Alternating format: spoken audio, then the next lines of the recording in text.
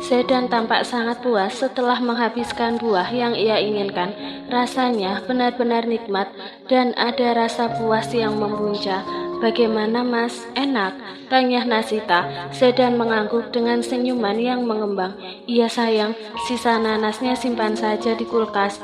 Mungkin nanti malam aku menginginkannya lagi. Aku ke kamar dulu, ingin ganti pakaian." Pria itu bangkit dari kursi, lalu melangkah menaiki anak tangga. Melihat kepergian suaminya, Nasita melirik ke arah piring yang menyisakan beberapa potong nanas. "Padahal dia tidak suka buah ini," gumamnya pelan, namun masih dapat didengar oleh pelayan.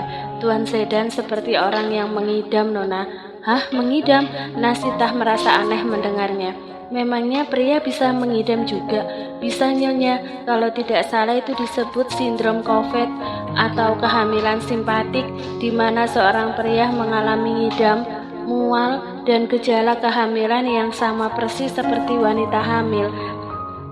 Alis Nasitah mengerut dengan penjelasan pelayan itu. "Tapi Bi, aku tidak hamil." "Yakin Nyonya tidak hamil? Terkadang ada sebagian wanita yang tidak menyadari kehamilannya di awal. Coba diperiksa dulu." "Tidak mungkin Tuan Sedan bertingkah seperti itu jika Nyonya tidak hamil." Nasita terhenyak, tangannya terulur memegangi perut datarnya. Sebenarnya ia tidak yakin akan hamil lagi, apalagi setelah 5 tahun lalu melahirkan Ehan. Siklus menstruasinya memang tidak teratur sejak bulan terakhir. Seringkali terlambat, namun ia selalu menepisnya sebagai efek stres, pekerjaan, dan kurang istirahat. Sedan, suaminya belakangan ini, memang berubah. Pria itu menjadi lebih protektif, perhatiannya kelewat batas, bahkan cenderung manja dan rewel. Nasita sempat mengira Sedan sedang mengalami kelelahan kerja, namun perkataan pelayan tadi membuatnya berpikir ulang. "Nanti saya coba cek. Terima kasih ya, Bi." Pelayan itu mengangguk. "Iya, Nyonya. Jika Nyonya benar-benar hamil, tentu semua orang akan bahagia, termasuk Tuan Lukas juga." Nasitah mengulum bibirnya sejenak. Ia bangkit dari kursi, lalu menyusul suaminya ke kamar. Ia disambut oleh suara gemericik air dari dalam kamar mandi. Sepertinya Sedan tengah mandi. "Apa benar aku hamil? Kalau tidak, bagaimana?" Sebenarnya Nasita ragu. Ia mengambil dompetnya di laci, lalu mengambil selembar uang merah di sana. Ia akan meminta pelayan untuk memberikan tes pack. Tidak ada salahnya mencoba. Suara bel yang terus-menerus berbunyi membuat pelayan bergegas membuka pintu. Tidak biasa ada tamu di tengah malam seperti ini. Saat pintu dibuka, tampak sosok Narendra. "Apa ada Mama?" "Ada Tuan Narendra. Kebetulan beliau ada di kamar." Narendra segera menerobos masuk ke dalam membuat pelayan itu sedikit terkejut. Ia geleng-geleng kepala dengan sikap anak sambung dari majikannya itu. Sementara itu Narendra mengayunkan kakinya dengan langkah lebar memasuki kamar. Tanpa mengetuk pintu, ia langsung menerobos masuk ke kamar, membuat Sophie yang baru saja hendak tidur tersentak kaget. "Astaga Narendra, kenapa tiba-tiba masuk kamar Mama?" Nada suaranya sedikit kesal. Narendra tampak tidak menghiraukan gerutuan sang mama. Ia langsung mendudukkan dirinya di tepi kasur. Kening Sophie mengerut melihat raut wajah putranya yang tampak suram. "Kamu kenapa?" tanya Sophie sambil menggeser tubuhnya mendekat pada Narendra. Pria itu menarik nafas dalam, lalu menoleh menatap mamanya dengan tatapan yang rumit. "Aku pusing, Mama. Rasanya aku ingin marah dan mengamuk." "Memangnya kamu kenapa? Apa karena Nasita?" Dengan cepat Narendra menggeleng. "Bukan, Mah, tapi Sila." "Ya ampun, apa dia membuat ulah lagi?" "Iya, dia tidur dengan pria lain dan sekarang minta cerai dariku." Sophie terdiam sejenak, seolah mencerna apa yang putranya katakan. "Bukannya bagus kalau Sila minta cerai? Wanita itu bahkan tidak memberikan kamu keturunan." Narendra menatap lekat pada mamanya dan sorot matanya menyiratkan kesedihan di sana. "Sebenarnya aku tidak masalah cerai dari dia, tapi aku merasa Nasita akan sangat senang saat tahu pernikahanku dan Sila berakhir. Alah, untuk apa memikirkan hal itu, Narendra? Kamu kan bisa cari wanita yang baru untuk dijadikan istri. Cari yang lebih dari Sila dan Nasita. Aku tahu, tapi aku merasa tidak yakin untuk menikah lagi, Ma. Narendra menundukkan kepalanya. Wajahnya pun memerah seolah menahan malu. Kenapa tidak yakin? Kalau soal uang, kamu tenang saja. Mama akan minta dengan Papa. Pasti dia akan memberikannya dengan jumlah yang sangat besar. Bukan itu masalahnya, Ma, rengek Narendra. Sila mengatakan dan tidak bisa menyenangkan dia, dan dia bilang wanita manapun tidak akan bisa bertahan denganku.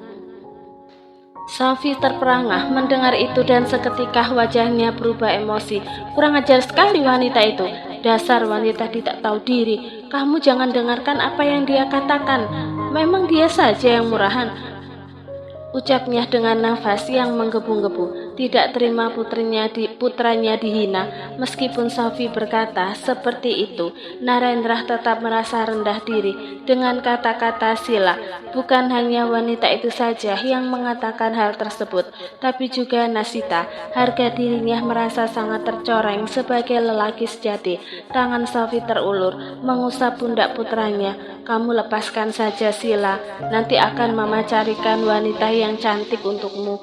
Narendra menghela nafas panjang tanpa ingin merespon, namun sesaat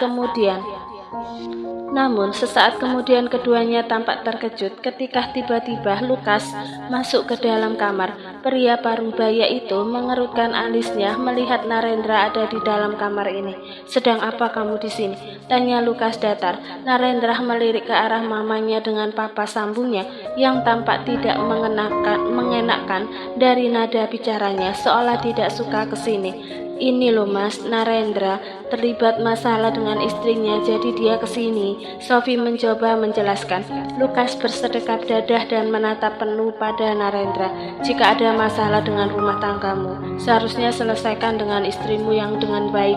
Bukan lari ke sini dan membiarkan orang tuamu ikut campur dan mencari pembelaan. Narendra menundukkan kepalanya dengan kata-kata Lukas yang terdengar datar, namun begitu mencekik. Dan secara tidak langsung, papa sambungnya mendikte ia suami yang tidak baik. Mas, jangan bicara seperti itu dengan Narendra. Kasihan dia. Sophie mengusap-usap pundak putranya. Lukas tidak menghiraukan ucapan sang istri. Ia kembali berucap, sekarang cepat keluar dari kamar ini, kembali ke rumahmu dan selesaikan masalahmu dengan Sila. Narendra mengulum bibirnya, menahan kesal dengan Lukas. Dengan kasar ia bangkit dari kasur, lalu keluar dari kamar tanpa melirik Lukas. Sophie menatap suaminya dengan bibir mencekik. Mas, jangan kasar-kasar dengan Narendra. Kasihan dia. Meskipun dia anak sambungmu, bukan berarti kamu bersikap tidak baik dengannya, protes Sophie. Siapa yang bersikap tidak baik dengannya? Aku mengatakan hal yang benar. Dia itu kepala rumah tangga dan seharusnya bisa menyelesaikan masalah rumah tangganya tanpa orang tua ikut campur. Wajah Sophie merengut. Tidak suka mendengar itu. Meskipun kata-kata yang Lukas lontarkan benar, namun begitu sulit diterima oleh Sophie. Ego wanita itu cukup besar. Nasita menggigit bibir bawahnya, kalah mencelupkan tespek ke dalam urin miliknya. Rasa gugup dan jantung yang berdebar-debar menguasai dirinya. Beberapa menit didiamkan. Perlahan Nasita mengangkat benda itu. Nafasnya seketika tertahan di tenggorokan ketika melihat dua garis merah yang terpampang nyata di tespek. Tangan Nasita seketika gemetar. Aku hamil lagi, lirihnya dengan suara yang hampir tidak terdengar. Ia mundur beberapa langkah dan menyandarkan tubuhnya ke tembok. Sulit dipercaya, ia kira tidak akan bisa hamil lagi. Nasita membekap mulutnya dan isak tangis penuh haru.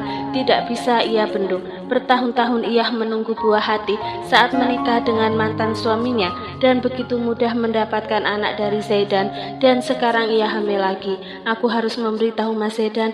Nasita mengusap air matanya. Ia segera mencuci tespek itu. Mas, panggilan Nasita sontak membuat Zaidan yang tengah terbaring di kasur langsung bangun dari pembaringannya. Wanita itu melangkah mendekati Sedan, lalu berhambur memeluk suaminya. "Hei, kamu kenapa, Nasita?" Sedan tampak terkejut tiba-tiba saja. Nasita menangis, itu membuatnya cemas. Nasita menguraikan pelukannya dan menatap suaminya dengan mata yang berkaca-kaca. "Ada apa, Nasita? Kenapa menangis?" Sedan menangkup pipi istrinya dengan tangan yang masih gemetar. Nasita memperlihatkan tespek di tangannya pada Sedan. Mata pria itu seketika membola sempurna. Ia langsung mengambil benda itu dan menatap sejenak tespek di tangannya. "Kamu hamil?" tanyanya sambil terus memandangi benda itu. Ada rasa tak percaya. "Iya mas, kita akan memiliki anak kedua." Nasita kembali memeluk suaminya yang diam mematung. Merasa tidak ada pergerakan dari Sedan, Nasita kembali menguraikan pelukannya. "Mas, kenapa diam? Tidak senang ya?" Raut wajah Nasita mendadak berubah sedih. "Hah?" lamunan Sedan seketika biar. "Kata siapa tidak senang? Aku hanya tidak percaya saja. Kita akan memiliki anak lagi, padahal baru semalam kita menikah." Senyuman kembali mengembang di bibir Nasita. "Mungkin karena setiap malam kita melakukannya," ucapnya terkekeh geli. Keduanya kembali berpelukan sampai berujung berhubungan. Di tengah kebahagiaan yang melingkupi keduanya, 2 jam berlalu. Nasita membuka matanya. Ia merenggangkan otot-otot tubuhnya yang terasa pegal-pegal. Ia menoleh pada Sedan di sampingnya yang tertidur pulas. Dengan penuh perhatian ia membenarkan selimut yang menutupi. Nasita menapakkan kedua kakinya ke lantai. Ia ingin membersihkan tubuhnya, dan saat ia melirik jam dinding yang menunjukkan pukul 1 malam, di mana aku meletakkan tespek tadi, Nasita menatap sekitar meja dan lantai, tapi tidak menemukannya. Nanti saja aku mencarinya, lebih baik mandi dulu." Ia tidak biasa jika tidur dengan kondisi tubuh yang terasa lengket dengan aroma bekas. Mereka berdua. Cahaya sinar matahari pagi menciptakan suasana hangat di tengah hawa dingin yang melanda, apalagi sudah memasuki musim hujan, di mana setiap sore dan malam turun hujan. Di tengah cerahnya matahari pagi, Lukas berjalan kaki mengitari rumahnya yang memiliki halaman dan taman yang cukup besar. Rumput halamannya tampak hijau segar. Embun pagi masih menempel di daun-daun tanaman hias yang tertata rapi di sepanjang jalan setapak. Baginya di usia yang sudah cukup tua, olahraga dan menjaga kesehatan adalah hal yang sangat penting.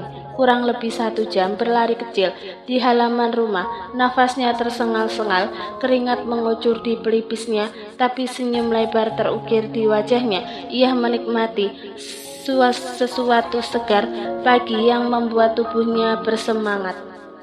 Lukas menghentikan langkahnya lalu duduk di kursi yang ada di taman belakang. Kursi kayu itu terasa hangat di bawah. Ia mengambil 1 botol air mineral di kursi, lalu meminumnya. Seteguk demi seteguk air putih itu membasahi tenggorokannya, menghilangkan dahaga dan rasa lelah. Setelah meneguk air hingga setengah botol, Lukas menghela nafas panjang. Udara pagi yang masih segar terasa menenangkan dari tempat duduknya. Ia memandang hamparan kebun kecil di belakang rumah. Bunga-bunga berwarna ungu dan putih bermekaran, kontras dengan dedaunan hijau yang masih basah oleh embun pagi. Namun tidak lama pelayan datang menghampirinya dengan membawa ponsel yang terus berdering. "Tuan Sedan menelpon Anda," ucap pelayan itu sambil mengulurkan ponsel tersebut dengan sopan. Lukas segera mengambilnya dan menyambut panggilan telepon dari putranya. "Ada apa, Sedan?" "Pak, aku ingin mengabarkan berita gembira," ucap Sedan di seberang sana. Nada suara pria itu tampak bahagia. Kening Lukas mengerut halus. "Kabar bahagia apa?" "Papa akan mendapatkan cucu lagi, Nasita hamil lagi." Mata Lukas terbelalak mendengar itu. Senyuman lebar mengembang di wajah yang mulai keriput itu. "Benarkah?" "Iya, Pak. Siang nanti aku akan mengajak Nasita ke rumah untuk memeriksakan kondisinya." "Baiklah, nanti sore Papa akan ke rumahmu. Jaga baik-baik istrimu." Sophie muncul dan melongokkan kepalanya kala melihat suaminya terlihat bahagia sekali dari wajahnya. Apalagi saat berbicara di telepon tampak gembira. Entah siapa yang ditelepon. Suamiku teleponan dengan siapa?" Sophie menghentikan langkah pelayan yang menghantarkan ponsel pada Lukas. "Dengan Tuan Sedan, Nyonya, sepertinya mengabarkan berita yang sangat bahagia." Sophie tertegun mendengar itu. Kabar apa sampai suaminya bahagia seperti itu? Apa menang tender proyek? Rasa penasaran begitu membuncah dalam benaknya. Sophie melenggang menghampiri Lukas yang baru saja mengakhiri teleponnya. Ia langsung melontarkan pertanyaan dan tatapannya pun tanpa penasaran. "Tadi siapa yang menelpon?" Lukas melirik pada istrinya lalu mengambil botol minum miliknya. "Sedan." "Oh, memangnya Mas mengobrol apa dengan Sedan? Aku lihat-lihat Mas begitu senang saat berbicara dengan Sedan di telepon." "Pembahasan biasa, nanti sore aku akan ke rumah Sedan. Kamu tetap di rumah." Wanita parubaya itu terdiam sejenak sampai kembali membuka suara.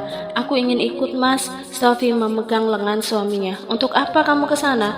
Ingin membuat ulah lagi? Sedan sudah tidak mengizinkanmu ke sana. Dia takut kamu kembali menjebak Nasita. Tapi sekarang aku sudah sadar dan tidak akan melakukannya. Aku pun ingin minta maaf dengan Nasita. Bukankah Mas bilang agar aku melupakan dendamku pada Nasita?" Sebelah alis Lukas terangkat mendengar itu. Tatapannya terlihat ragu. "Aku mohon berikan aku kesempatan untuk meminta maaf dengan Nasita." Sophie menatap memelas pada suaminya. "Aku pikirkan dahulu." Bibir Sophie seketika mencepit dengan jawaban suaminya. Semenjak kejadian itu suaminya jadi berubah dingin seperti ini. Lagi pula ia sampai jatuh karena Nasita. Sedan menggenggam erat tangan Nasita kala seorang dokter wanita mulai memeriksa perut Nasita dengan alat medis, memastikan jika wanita itu benar-benar hamil. "Bagaimana, Dok? Apa istri saya benar-benar hamil?" tanya Sedan sambil melihat ke layar monitor. Ini pertama kalinya ia membawa Nasita ke dokter kandungan. Bisa dilihat dari layar, benda berukuran seperti kacang tanah itu merupakan janin dan dipastikan istri Anda hamil. Jelas dokter itu lalu mengulas senyum tipis. Hati Nasita menghangat melihat janin yang ada dalam kandungannya di layar monitor. Rasa haru kembali ia rasakan. Ia melirik Sedan di sampingnya yang juga terharu melihat itu. Dulu saat hamil Ehan ia melakukan semua sendiri termasuk periksa kandungan ke klinik. Sekarang ia akan terus ditemani oleh suaminya. "Kira-kira usia kandungan istri saya berapa?" Sedan kembali bertanya sambil melirik Nasita. "Kalau dilihat dari ukurannya sekitar 4 mingguan, Pak, karena dihitung dari hari pertama menstruasi terakhir atau HPHT dan biasanya trimester awal istri Anda akan mengalami gejala kehamilan." "Tapi Dok, saya tidak merasakan apapun, bahkan mual pun tidak," saut Nasita menjelaskan. Kening dokter itu mengerut. "Benarkah? Wah, jarang-jarang ada wanita yang tidak mengalami gejala kehamilan. Tapi beberapa hari ini malah suami saya yang mual-mual, bahkan kemarin mengeluh pusing-pusing." "Iya kan, Mas?" Nasita menoleh pada Sedan menuntut jawaban. Pria itu mengangguk membenarkan ucapan istrinya. "Sepertinya Bapak mengalami sindrom kehamilan simpatik atau biasa disebut sindrom COVID, situasi di mana seorang suami mengalami gejala serupa dengan istrinya yang sedang hamil, seperti mengidam makanan atau merasakan mual." Sedan terdiam beberapa saat. Pantas saja ia merasa aneh dengan tubuhnya yang sebelumnya tidak pernah merasakan hal ini. "Tapi ini tidak berlangsung lama kan, Dok? Anda tenang saja, ini hanya sementara, nanti akan kembali normal, Pak." Sedan tampak lega. Mendengar itu, ia merasa tersiksa dengan gejala yang ia rasakan, apalagi selalu mual mencium aroma yang tidak ia sukai. Setelah selesai melakukan pemeriksaan dan konsultasi dengan dokter tentang kandungan Nasita, keduanya memilih untuk segera pulang. Apalagi Sedan tidak tahan jika terus berada di luar terlalu lama. Di tengah-tengah Sedan dan fokus mengemudi mobil, tiba-tiba saja Nasita meminta berhenti. Sontak ia langsung menekan rem. Tubuh keduanya terlonjak kecil, kalah mobil itu berhenti mendadak. Astaga Nasita, kenapa tiba-tiba minta berhenti? Raut wajah Sedan begitu cemas, apalagi mengingat kondisi Nasita yang hamil. Itu Mas, ada penjual es krim di dekat bawah pohon sana. Nasita menunjuk ke arah sisi jalan. Aku ingin membelinya.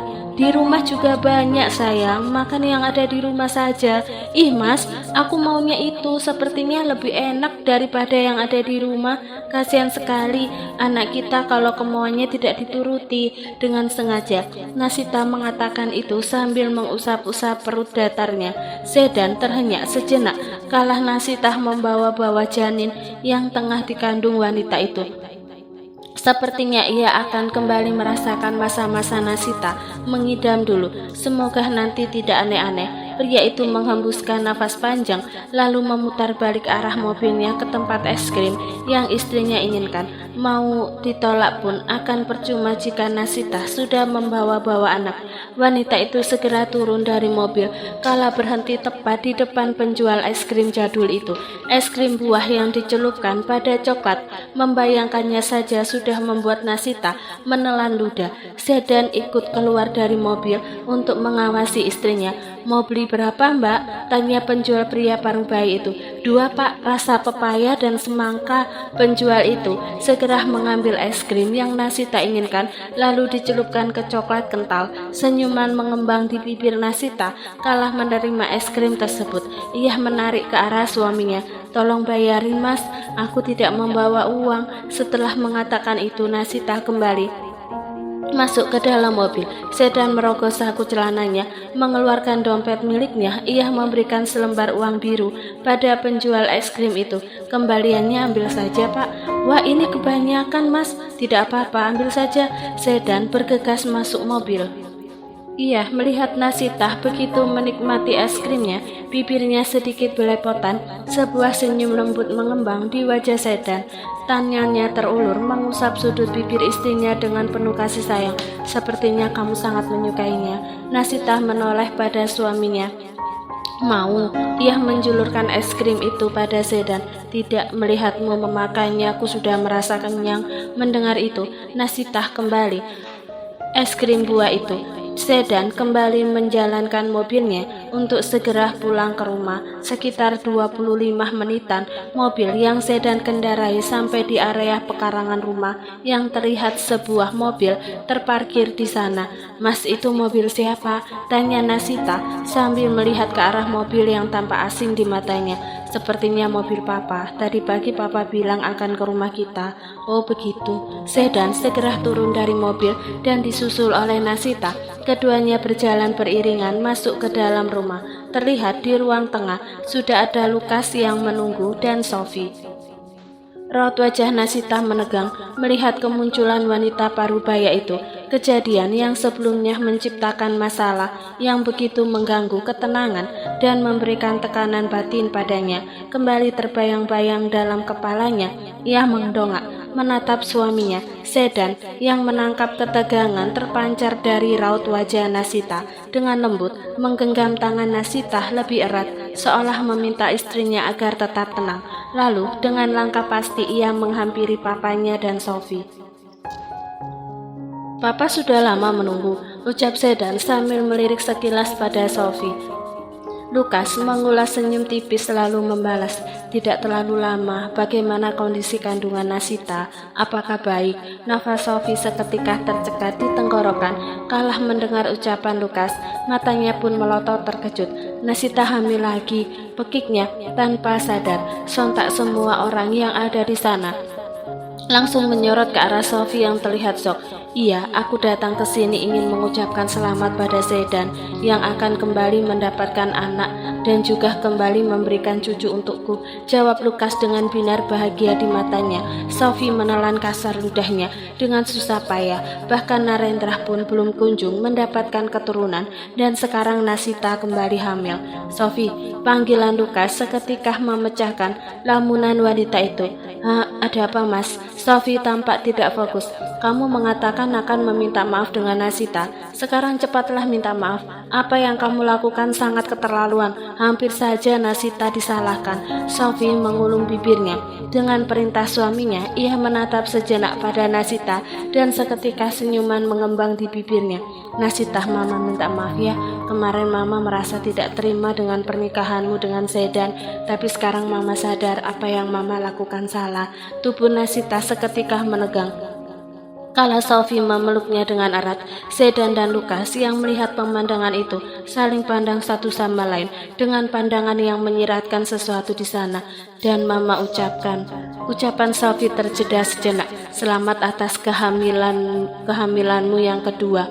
Nasita diam, tidak mengatakan apapun, namun mendorong Sophie pelan, menguraikan pelukan mereka berdua. Ia merasa tak nyaman dengan pelukan yang diberikan oleh Sophie. Seketika senyuman Sophie memudar kala Nasita melepaskan pelukannya. Senyum yang tadinya merekah bak bunga matahari di musim panas kini layu seperti bunga yang kekurangan air. Ekspresinya berubah menjadi kecewa. Matanya menatap Nasita dengan luka yang tersirat. Apa kamu belum bisa memaafkan mama? Tanyanya lirih. Suaranya terdengar rapuh. Ia melirik suaminya dengan wajah memelas. Nasita tidak menghiraukan ucapan wanita itu. Ia mendongak menatap Zedan di sampingnya. Mas, aku ingin ke kamar dulu. Tiba-tiba kepalaku pusing. Ya sudah, mau aku antar. Nasita menggeleng. Ia melirik sekilas pada Sophie, lalu beranjak dari tempat itu dan bergegas menaiki anak tangga. Lihatlah mas, Nasita begitu tidak menyukaiku, padahal aku sudah minta maaf, ucapnya lirih. Mungkin Nasita belum percaya sepenuhnya padamu, apalagi kejadian semalam cukup mengguncang emosinya. Zedan dengan cepat memotong ucapan papanya. Tapi sebaiknya mama jangan dekat-dekat dengan Nasita. Memangnya kenapa Zedan? Mama ingin memperbaiki hubungan mama dengan Nasita. Suara Sophie terdengar semakin sedih. Mama bisa ingat sendiri dengan kejadian sebelumnya, dan menurutku wajar jika Nasita lebih menjaga jarak dengan mama. Sophie terhenyak dengan ucapan Zedan yang seolah menyinggung perbuatannya kemarin.